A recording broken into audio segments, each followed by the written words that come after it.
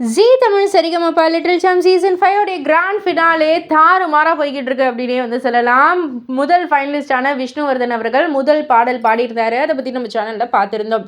ஆனால் விஷ்ணுவர்தனுக்கு ஒரு surprising gift கிடச்சிது. அவருடைய முதல் சம்பளத்திற்கான அட்வான்ஸ் வந்து கிடச்சிருக்கு விஷ்ணுவர்தனுக்கு.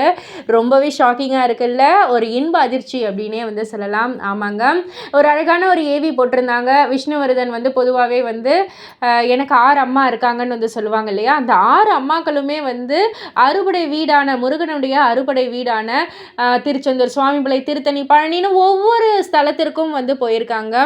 போயிட்டு அங்கே ஒரு அழகான ஒரு வேலை வந்து கொடுத்து நம்ம விஷ்ணுக்காக வந்து வேண்டியிருக்காங்க. இதெல்லாம் ஒரு சைடு இருக்க, நம்ம ஸ்ரீனி சார் அந்த ஏவியெல்லாம் காமிச்சு முடிச்சதுக்கப்புறமா சூப்பரான ஒரு விஷயத்த வந்து மேடை ஏறி வந்து சொன்னார். அதாவது என்ன அப்படின்னா, நம்ம ஸ்ரீனி சாரோடைய கம்போசிஷனில் விஷ்ணுவர்தன் அவர்கள் வந்து ஒரு பாடல் பாட இருக்காரு. பாதாள செம்பு முருகன் கோவிலுக்கு, அந்த ஒரு ஆலயத்திற்கு வந்து ஒரு பாடல் பாட இருக்காரு. ஸோ அதற்காக வந்து அட்வான்ஸ் அமௌண்ட்டாக 25,000 ரூபாய் கேஷை வந்து செக்கை வந்து விஷ்ணுவர்தன் கையிலேயே வந்து கொடுத்துட்டாங்க அந்த ஒரு மேடையிலேயே.